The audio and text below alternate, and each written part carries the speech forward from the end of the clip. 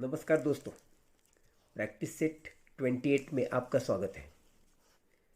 Question number 1 देखिए, simplify यानी इसे सॉल्व कीजिए। Number 1, a raise to 6 divided by a raise to 4। ये फर्स्ट सम है हमारा, पहला प्रॉब्लम है। A raise to 6 divided by a raise to 4 का मतलब ये हुआ कि ए रेस टू 6 न्यूमरेटर में रहेगा और ए रेस टू 4 डिनोमिनेटर में आएगा। इसका मतलब डिवाइडेड बाय, यानी ए रेस टू 6 को हम ए रेस टू 4 से डिवाइड करेंगे। डिवाइड करेंगे मतलब ऐसा लिखेंगे।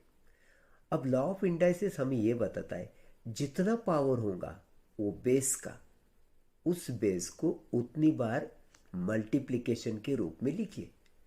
For example A raise to 6 अगर लिखा तो हमको क्या करना पड़ेगा, ए 6 टाइम्स लिखना पड़ेगा। ए इंटू ए इंटू ए इंटू ए इंटू ए इंटू ए 6 टाइम्स। सिमिलरली डिनोमिनेटर में जो ए रेस टू 4 है उसको भी हमको 4 टाइम्स लिखना पड़ेगा क्योंकि पावर 4 है। सो ए इंटू ए इंटू ए इंटू ए 4 टाइम्स। अब हम क्या करेंगे, न्यूमरेटर और डिनोमिनेटर में से एक एक टर्म कट करते जाएंगे। ये ए न्यूमरेटर में तो ये ए डिनोमिनेटर में कट, फिर ये न्यूमरेटर ये डिनोमिनेटर, ये न्यूमरेटर ये डिनोमिनेटर, ये न्यूमरेटर ये डिनोमिनेटर, इस तरह से कट होते गए। अब न्यूमरेटर में 2 ए बचे, डिनोमिनेटर में कुछ नहीं बचा। जहाँ कुछ नहीं बचेगा वहाँ पे एक लिखना होता है और डिनोमिनेटर में एक लिखने की ज़रूरत नहीं होती करके हम सिर्फ ए इंटू ए ऐसा ही लिखेंगे। अब ए इंटू ए का मतलब होता है ए स्क्वायर। ए 2 बार है तो A square. So final answer हुआ ए स्क्वायर। सेकंड एग्जांपल देखो, m raise to 5 divided by m raise to 8। फिर वही m रेस टू 5 न्यूमरेटर में आएगा, m रेस टू 8 डिनोमिनेटर में आएगा। फिर m 5 बार लिखना है इनटू करके। So m into M into M into M into M 5 बार। फिर m रेस टू 8 है, इसका मतलब m डिनोमिनेटर में 8 बार लिखना है। सो ये 8 बार मैंने लिखा।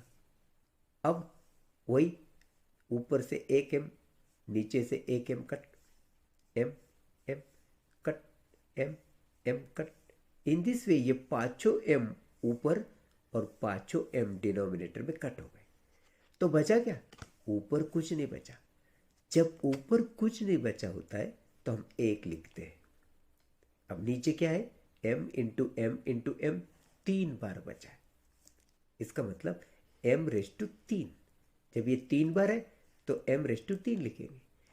अब लॉ ऑफ इंडाइसिस हमें ये बताता है कोई भी पद, कोई भी टर्म हम डिनोमिनेटर में से न्यूमरेटर में लाके लिखते हैं तो उसका पावर का साइन चेंज होता है। अब यहाँ पे 3 ये पावर है जिसको प्लस साइन है, कुछ नहीं मतलब प्लस साइन है। अब वो ऊपर लाने के बाद माइनस होगा और इस तरह से m रेस टू -3 ये उसका आंसर आएगा। नेक्स्ट देखिए थर्ड वाला, p raise to 3 divided by p raise to 13। देखिए p रेस टू 3 न्यूमरेटर में रहेगा, डिवाइडेड बाय का मतलब होता है ये डिनोमिनेटर में रहेगा, p रेस टू 13 डिनोमिनेटर में आएगा। अब हम क्या करेंगे, p रेस टू 3 को 3 बार लिखेंगे, p इंटू p 3 बार। सिमिलरली हम p रेस टू 13 जो है उसको 13 बार लिखेंगे, p into p in this way 13 bar denominator में लिखेंगे। फिर न्यूमरेटर में का एक p तो डिनोमिनेटर में का एक p cut. In this way ये तीनों p डिनोमिनेटर के तीनों p के साथ कट होने के बाद ये 13 थे, उनमें से 3 गए, बचे 10। न्यूमरेटर में तो कुछ नहीं बचा। जब न्यूमरेटर में कुछ नहीं बचा तो हम वहाँ लिखेंगे एक, एक बचा ऐसा लिखेंगे। और डिनोमिनेटर में हमने जब से देखा 10 p बचे, सो मतलब p रेस टू 10 लिखना पड़ेगा। 10 p बचे डिनोमिनेटर में। तो इसको अगर हम डिनोमिनेटर से न्यूमरेटर में लाके लिखेंगे तो इसका भी साइन चेंज होगा। ये जो p का पावर होता है उसका साइन चेंज होता है, p का नहीं होता है, p के पावर का। अब p का पावर है 10 वो यहाँ पे प्लस है, कुछ नहीं मतलब प्लस है, इसको अगर ऊपर ला के रखेंगे तो वो हो जाएगा माइनस। सो p⁻10 ये उसका फाइनल आंसर हो। चलिए एग्जाम्पल नंबर 4 देखते हैं। x⁻10 divided by x⁻10। अब देखिए ये x⁻10 न्यूमरेटर में रहेगा और ये x⁻10 डिनोमिनेटर में आएगा, लेकिन इसे करने की हमें ज़रूरत ही नहीं। क्यों? दोनों भी टर्म्स न्यूमरेटर और डिनोमिनेटर में के सेम है। न्यूमरेटर में x⁻10 तो डिनोमिनेटर में भी है x⁻10। इसका मतलब ये सिमिलर टर्म कट हो जाएंगे।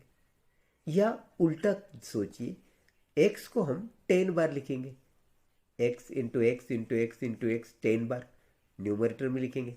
सिमिलरली ये भी डिनोमिनेटर में x⁻10 है, इसका मतलब डिनोमिनेटर में भी हम x 10 बार लिखेंगे।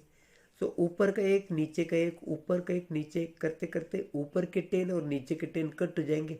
ऊपर भी कुछ नहीं बचेगा, नीचे भी कुछ नहीं बचेगा, इसका मतलब एक बचेगा। सिंप्लाई 1/1 मीन्स 1 करके हमने इसका आंसर लिखा 1।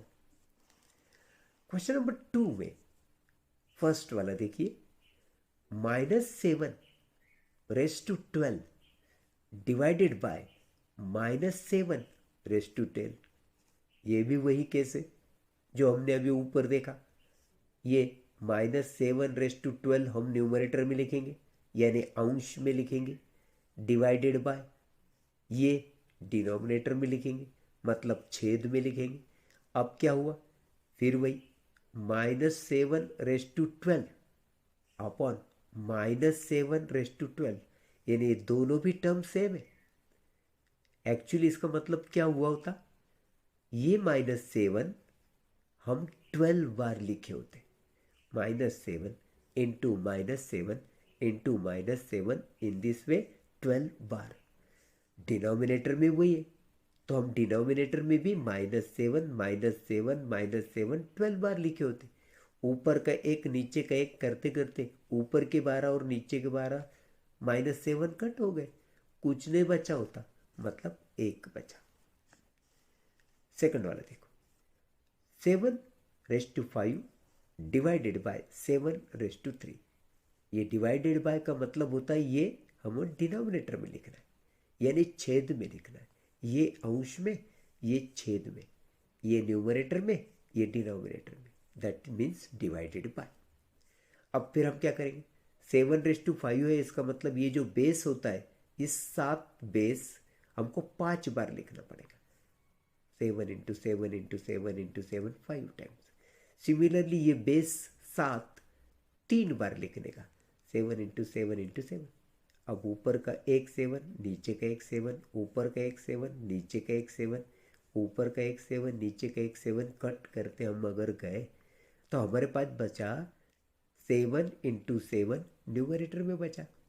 इसका मतलब ये 7 इंटू 7 जो है उसको हम लिखेंगे 7 इंटू 7 2 बार है, तो 7⁻2 और 7⁻2 यानी 7 का स्क्वायर होता है 49। या यूँ सोचिए 7 इंटू 7, 7 7 था 49। सो इसका आंसर होगा 49। थर्ड वाला देखिए,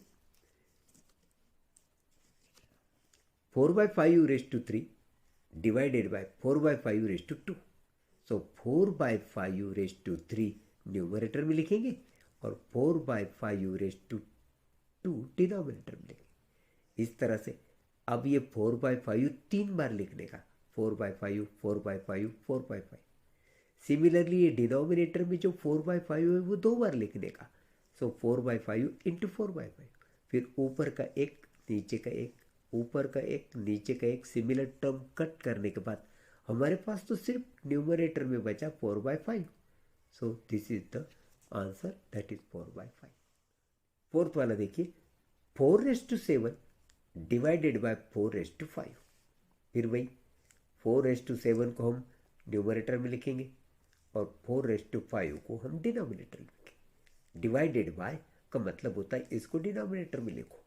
फिर 4 7 टाइम्स लिखने का। ये जो बेस है, बेस 4, पावर है 7, तो ये बेस हमको इतनी बार लिखना होता है, यानी 4 हमको 7 बार लिखना है। सो 4 into 4 into 4 in this way 4 7 times.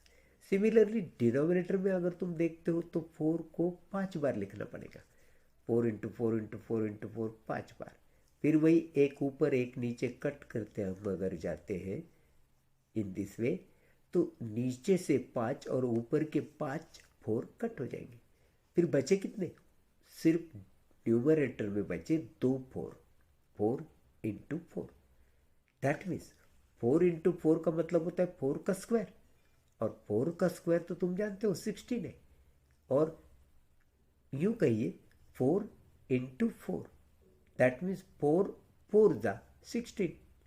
So final answer is 16। धन्यवाद।